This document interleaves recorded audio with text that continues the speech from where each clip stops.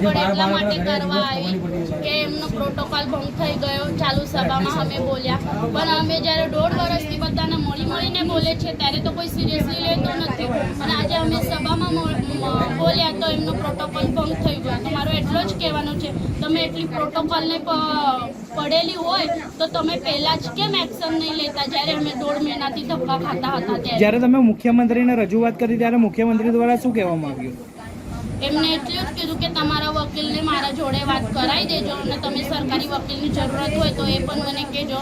પછી મેં તો એવું કીધું, તમે જ્યારે પહેલી વખતે મળ્યા તો એવું આશ્વાસન આપ્યું હતું કે કોઈ ચપળબંધીને છોડવામાં નહીં આવ્યું. તમે તો આજ સુધી કોઈ પર એક્શન નહીં લીધું. તો એ હાઈકોર્ટનો મામલો છે, તો હાઈકોર્ટ એમનાથી ઉપર તો નથી. એ એક ઓર્ડર આપે તો બધું થઈ શકે છે, એટલું મોટી સત્તા એમના પાસે છે. હવે તમારી શું માંગ છે?